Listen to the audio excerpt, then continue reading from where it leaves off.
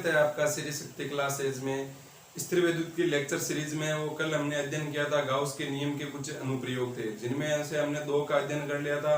पहला था कि कोई भी एक अनंत लंबाई का या फिर एक एल लंबाई का आवेशित तांबे के तार का कारण है वो विद्युत क्षेत्र की तीव्रता वो कितनी होती है, जो हमने निकाल ली थी। दूसरा हमने अध्ययन किया था कि कोई भी आपके पास में एक चालक गोला है, तो उस चालक गोला है उसके कारण जब बिंदु P बाहर हो, जब बिंदु P सतह पर हो और जब बिंदु P अंदर हो, तब वहां पर उस बिंदु P पर है वो विद्युत क्षेत्र की तीव्रता कितनी होगी एक चालक गोले के कारण।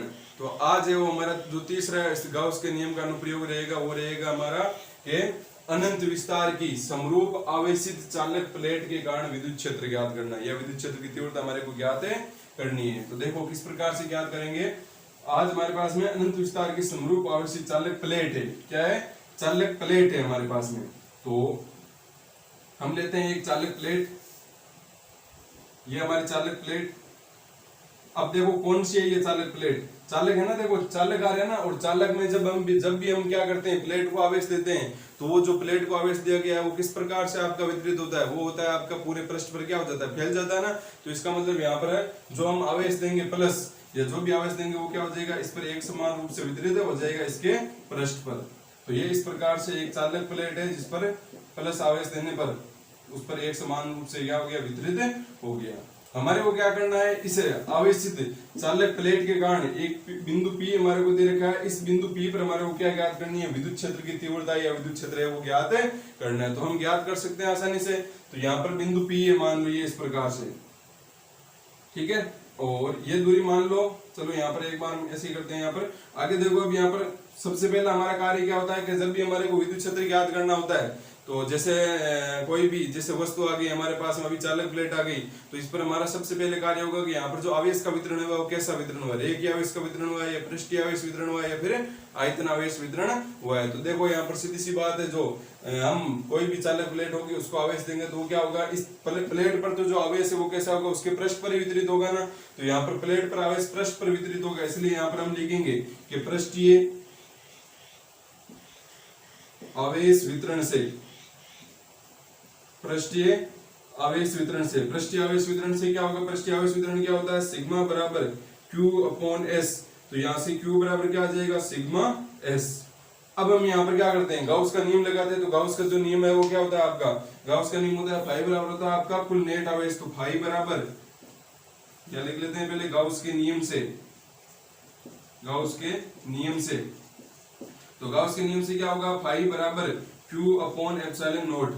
तो अब देखो यहाँ पर क्या होगा, फाई बराबर Q/ε0। तो फाई बराबर क्या हो जाएगा, Q का मान कितना है आपका, सिग्मा S।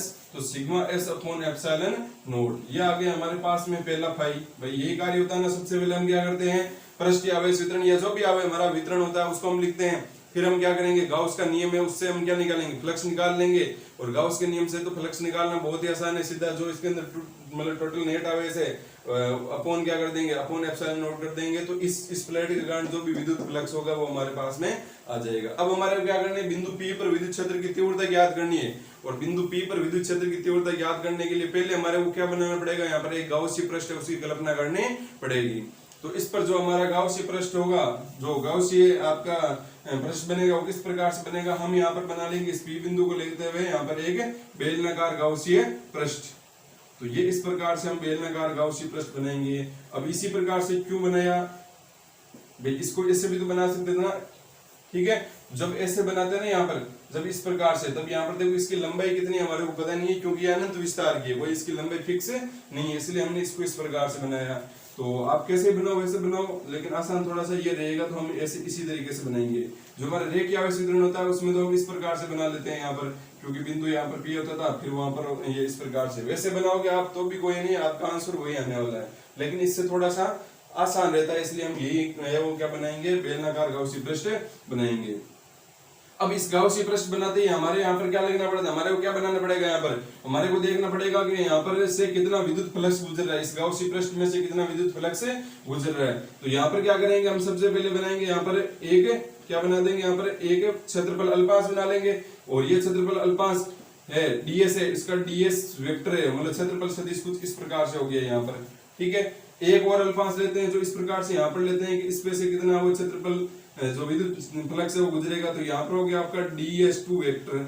इसी प्रकार से यहाँ पर भी एक क्षेत्रफल अल्पांश ले लेते हैं जो आपका हो गया d, जिसका क्षेत्रफल सदिश हो गया ds3।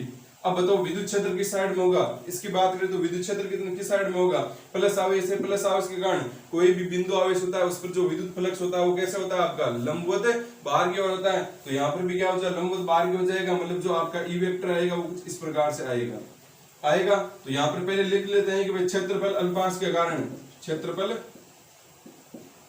अल्पांश ds के कारण विद्युत फ्लक्स तो वो किसके बराबर आएगा आपका d फाई, क्योंकि हमने क्षेत्रफल अल्पांश लिया है तो हमारे को अल्पांश भी है वो क्या मिलेगा, सॉरी विद्युत फ्लक्स भी क्या मिलेगा, अल्प मिलेगा। तो d फाई बराबर किसके हो जाएगा, d फाई 1 प्लस का d फाई 2 प्लस का d फाई क्या हो जाएगा 3, क्योंकि 3 अल्पांश लिए हमने। तो यहाँ पर क्या हो जाएगा d फाई बराबर d फाई 1 कितना होगा आपका e ds cos theta, e ds1 cos theta 1 plus का e d जो आपका फाई 2 है वो क्या हो जाएगा आपका e ds2 cos थीटा 2, और इसी प्रकार से आपका ये d फाई 3 हो जाएगा e ds3 cos थीटा 3। अब यहाँ पर बात करते हैं कि थीटा 1 थीटा 2 और थीटा 3 है वो कितने होंगे, तो थीटा 1 देखो कितना होगा, e और ds के मध्य कोण कितना है, e और ds के मध्य है वो कोण है आपका कितना है 0 डिग्री है। तो मतलब आप लिख लोगे कि थीटा 1 कितना है आपका 0 डिग्री, क्योंकि थीटा 1 0 डिग्री। थीटा 2 कितना है, देखो थीटा 2 ये रहा, थीटा 2 कितना है आपका ds2 इस प्रकार से, और जो आपका e वेक्टर है वो कुछ इस प्रकार से है। तो यहाँ पर आपका जो थीटा 2 है वो कितना हुआ, थीटा 2 आपका हुआ 90 डिग्री बन रहा है ना, यहाँ पर देखो ये कोण 90 हो गया। अब बात करते हैं थीटा 3 की, तो थीटा 3 कितना होगा, थीटा 3 कितना होगा, विद्युत क्षेत्र आपका किस प्रकार से, अगर बिंदु यहाँ पर आ गया, बिंदु भाई क्षेत्रफल अल्पांश यहाँ पर लिया ना, तो हमें देखना होता है कि क्षेत्रफल अल्पांश पर है वो विद्युत क्षेत्र किस साइड में होगा। तो अगर इसको देखते हुए अगर क्षेत्रफल अल्पांश में मतलब इस क्षेत्रफल अल्पांश पर विद्युत क्षेत्र देखें, तो इसको अगर देखते हुए बनाएंगे तो प्लस आवेश के कारण कोई भी बिंदु होगा वहां पर जो विद्युत क्षेत्र की तीव्रता लंबवत बाहर की होगी, तभी हमारे को ये इस प्रकार से मिलेगा ना, यहाँ पर ये इस प्रकार से मिलेगा। कहने का मतलब विद्युत क्षेत्र इस प्रकार से होगी इस प्लेट को देखते हुए। लेकिन अगर इस प्लेट को देखते हुए अगर इस बिंदु की बात करेंगे तो इस प्लेट के कारण इस क्षेत्रफल अल्पांश पर जो आपका विद्युत क्षेत्र होगा वो कुछ इस प्रकार से होगा ना यहाँ पर। तो यहाँ पर क्या करते थे हम, एक मान लो अगर या तो क्या होगा, इसके देखते हुए लिखेंगे तो यहाँ पर थीटा 180 डिग्री होगा, और इस प्लेट को देखते हुए लिखेंगे तो थीटा कितना होगा 0 डिग्री होगा। तो आप दोनों में से किसी एक को मान लो एक बार, ठीक है। अब क्या फर्क पड़ेगा क्या नहीं फर्क पड़ेगा वो आगे हम देख लेंगे यहाँ पर। तो एक बार मान लेते हैं इनके मध्य थीटा कितना है 180 मान लो आप, थीटा कितना हो गया, थीटा 3 कितना हो गया 180 डिग्री, ठीक है। ऐसे नहीं कि 90 भी मान लो, नहीं 90 नहीं मानना। या तो इस प्लेट के कारण आप क्या देखोगे, अगर देखोगे इस प्लेट के कारण विद्युत क्षेत्र, तो प्लस के कारण इस बिंदु पर है वो विद्युत क्षेत्र इस साइड में होगा। इस प्लेट के कारण देखोगे तो यहाँ पर जो विद्युत क्षेत्र होगा वो कुछ इस प्रकार से होगा कि नहीं होगा यहाँ पर। तो ये हमने इस प्रकार से लिख दिया, थीटा 3 हमने कितना मान लिया 180 डिग्री। अब आप यहाँ पर देखो, यहाँ पर मान रख देते हैं थीटा 1 के इनके मान, तो यहाँ पर क्या हो जाएगा d फाई बराबर e ds1 और cos थीटा 1 का मान मतलब cos 0 डिग्री का मान कितना होता है 1 होता है। तो यहाँ पर हो जाएगा e ds1 प्लस का, इसमें देखो थीटा मतलब कितना थीटा 2 कितना है 90 डिग्री, तो cos 90 का मान कितना होता है 0 होता है। तो मैं सीधे लिख दूंगा यहाँ पे क्या हो जाएगा 0 हो जाएगा यहाँ पर e ds3 cos थीटा 3 कितना है 180 डिग्री, cos 180 डिग्री का मान कितना होता है, cos 180 डिग्री का मान होता है -1। तो यहाँ पर क्या आ जाएगा माइनस का ds3। ऐसा नहीं होगा, क्यों नहीं होगा, क्योंकि यहाँ पर देखो कोई आवेश है क्या, चालक प्लेट है, चालक प्लेट के अंदर कोई आवेश होता है क्या, नहीं होता ना भाई। मैंने आपको कल ही बताया था कि कोई भी चालक वस्तु हो, चाहे कोई भी चालक वस्तु हो, उसको हम आवेश देंगे तो वो क्या होगा, उसके हमेशा पृष्ठ पर ही रहेगा, अंदर नहीं रहेगा। तो यहाँ पर हमारे पास में चालक प्लेट है, और चालक प्लेट होने के कारण अंदर तो कोई आवेश ही नहीं होगा, और अंदर आवेश नहीं होगा तो अंदर है वो विद्युत क्षेत्र नहीं होगा, क्योंकि आवेश के कारण क्या आता है विद्युत क्षेत्र आता है। इसका मतलब यहाँ पर इसकी बात करेंगे तो यहाँ पर Q0 होते ही ये पूरा 0 ही हो गया, इसका कोई मतलब ही नहीं रहा, क्योंकि यहाँ पर आपका Q0 होते ही आवेश ही नहीं है तो विद्युत क्षेत्र नहीं होगा। तो यहाँ पर सीधा ये विद्युत क्षेत्र होगा ही नहीं, यहाँ पर 0 हो जाएगा। तो कहने का मतलब हम यहाँ पर लिख देंगे ये भी आपका क्या हो जाएगा, लेकिन ये मतलब क्यों होगा, क्योंकि यहाँ पर क्या है Q बराबर क्या है आपका 0 है, कोई आवेश ही नहीं है यहाँ पर। तो ये इस प्रकार से लिख लिया। अब हम यहाँ पर लिख लेते भाई यहाँ पर ds1 बराबर है ds2 के बराबर ds3 के, और वो किसके बराबर हो जाएगा ds के बराबर हो जाएगा। तो यहाँ से जो आपका d फाई है वो किसके बराबर हो जाएगा e ds। अब हमारे को तो संपूर्ण यहाँ पर क्या चाहिए, फ्लक्स चाहिए, तो यहाँ पर इसका क्या करते हैं हम समाकलन कर देंगे। तो इसका समाकलन कर दिया हमने, तो यहाँ पर क्या मिल गया 5, और 5 बराबर क्या हो जाएगा ई बार आ जाएगा, और इसका समाकलन यहाँ पर आपका हो गया केवल एस, समाकलन से डी क्या हो गया कैंसिल हो गया, तो इसका समाकलन हो गया आपका एस हो गया यहाँ पर। तो y बराबर आ गया ई डॉट एस, ये आ गया आपकी समीकरण नंबर, इसको अगर 1 दोगे तो ये आ गया समीकरण नंबर 2।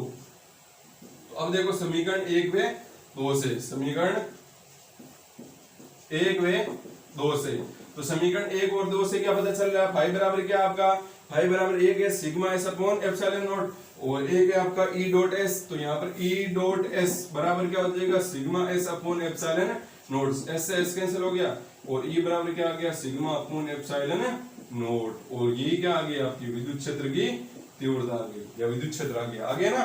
इस P बिंदु पर विद्युत क्षेत्र कितना होगा, सिग्मा अपॉन एप्सिलॉन नॉट होगा। क्या ये दूरी r पर निर्भर कर रहा है क्या यहाँ पर जो विद्युत क्षेत्र है, इस आवेशित प्लेट के कारण जो विद्युत क्षेत्र होगा वो इस दूरी r पर निर्भर कर रहा है क्या, नहीं निर्भर कर रहा ना।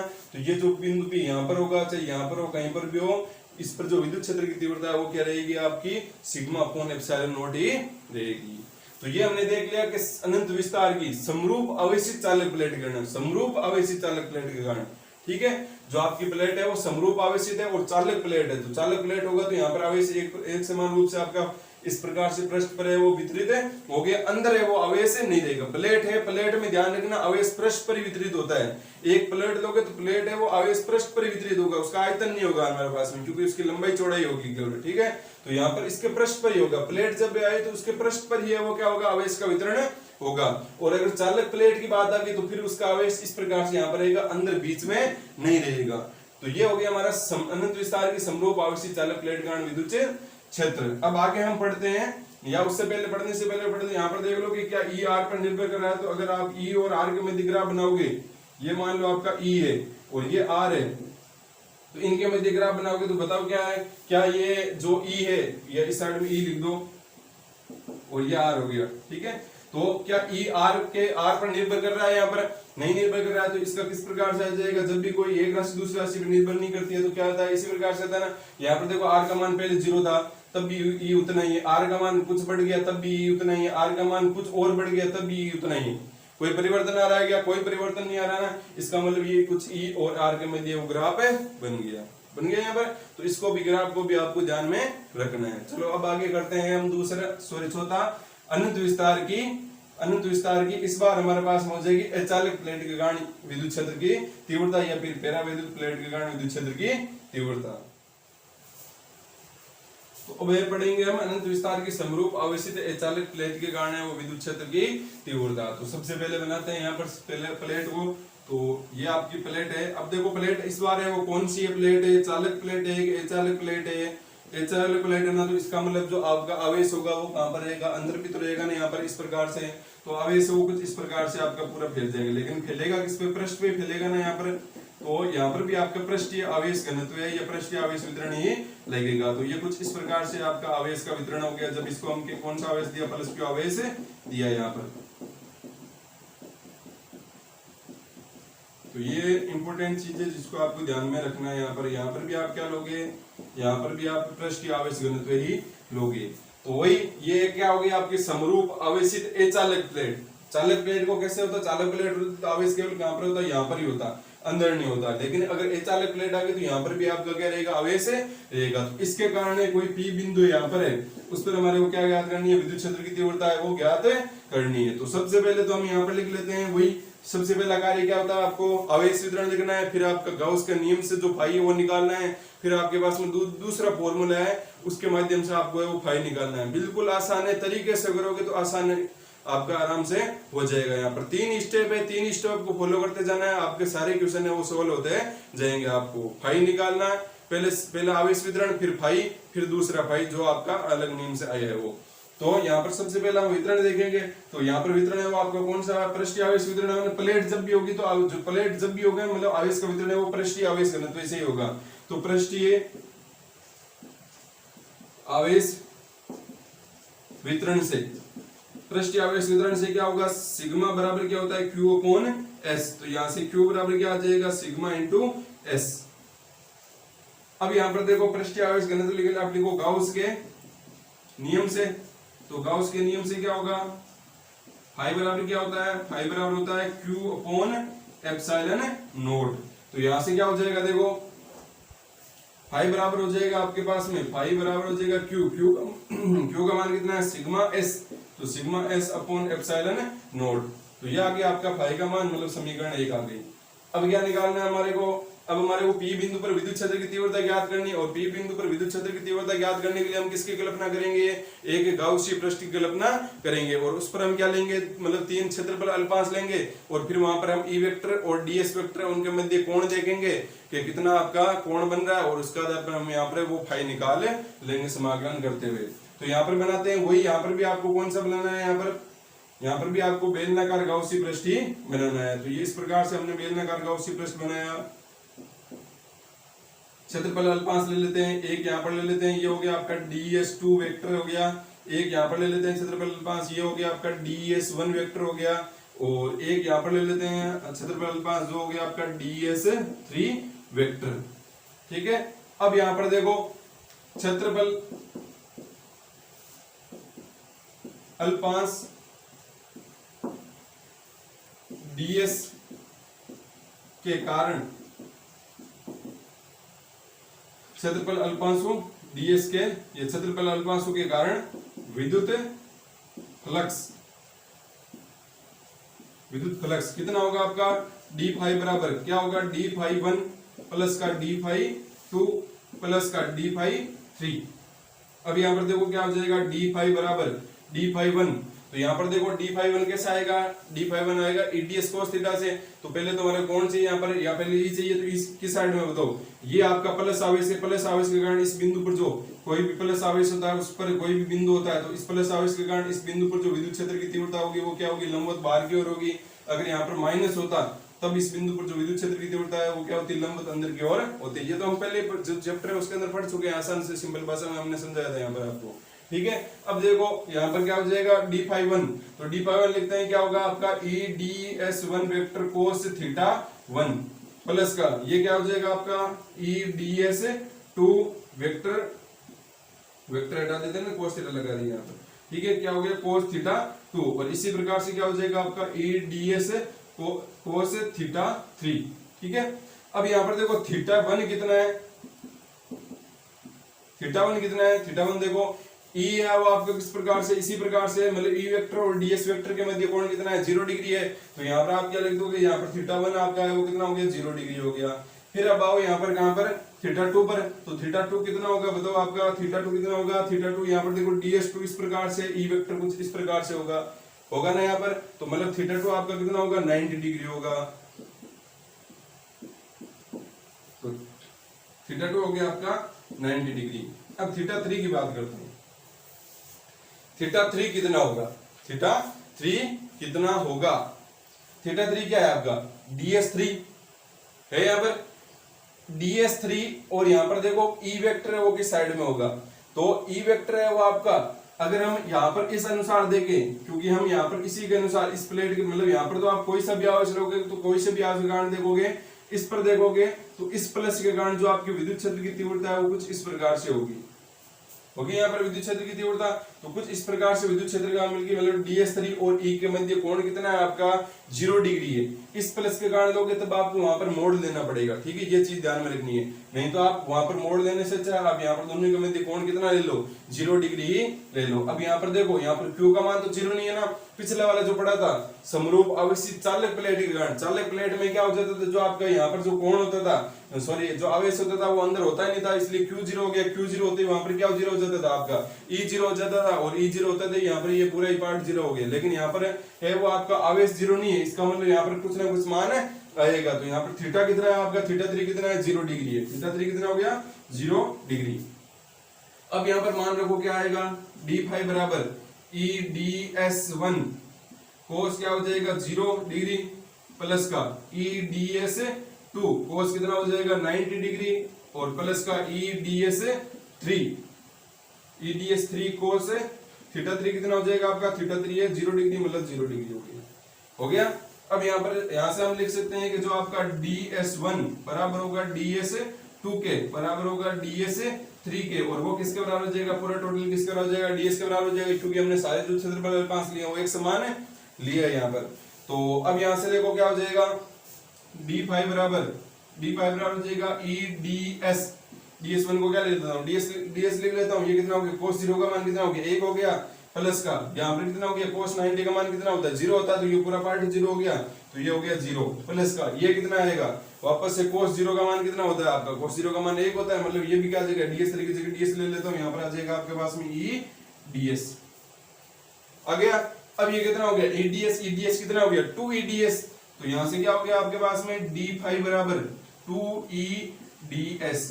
अब हमारे को क्या करना पड़ेगा, इसका समाकलन करना पड़ेगा, अगर हमारे को क्या चाहिए, पूरा फ्लक्स है वो चाहिए, तो यहाँ से क्या हो जाएगा, समाकलन किया हमने d5 बराबर क्या हो जाएगा 2EDS, तो 2EDS इसका तो समाकलन होगा फाइव बराबर क्या हो जाएगा आपका, 5 बराबर हो गया 2e तो बाहर आ गया, और इसका समाकलन होगा ds का, और ds का समाकलन से कैंसिल हो गया, तो 5 बराबर आ गया आपके पास में 2e, कितना आ गया 2e और इंटू s, ये आ गया आपके पास में समीकरण नंबर 2 आगे। तो समीकरण फाई आ गया, ये फाई आ गया, तो समीकरण 1 और 2 से, 1 व 2 से, तो समीकरण 1 व 2 से क्या पता चल रहा है आपको, यहां से क्या हो जाएगा 2e.s बराबर किसके बराबर हो जाएगा, sigma s upon epsilon not, तो s से s कैंसिल हो गया, 2 नीचे भेज दो तो मतलब e है वो किसके बराबर है आपका, e बराबर है आपका सिग्मा अपॉन 2 एप्सिलॉन नॉट। ये आ गई आपकी समरूप आवेशित चालक प्लेट के कारण विद्युत क्षेत्र की तीव्रता, और जो ये तो आपकी चालक प्लेट के कारण है,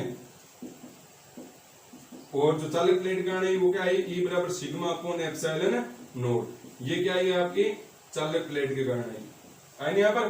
तो ये ध्यान में रखना है कि जो चालक प्लेट रहती है, चालक प्लेट में यहाँ पर क्या हो जाती है, जो विद्युत क्षेत्र की तीव्रता, या अगर इन दोनों में संबंध निकालोगे तो कैसे निकालोगे, जैसे यहाँ पर मैं लिखूं कि E चालक किसके बराबर होगी, E चालक भाई यहाँ पर 1/2 और सिग्मा अपॉन एप्सिलॉन नॉट किसके बराबर है, सिग्मा अपॉन एप्सिलॉन नॉट है वो E चालक के बराबर, तो यहाँ से लिख सकते हो कि 1/2 और E चालक, ठीक है।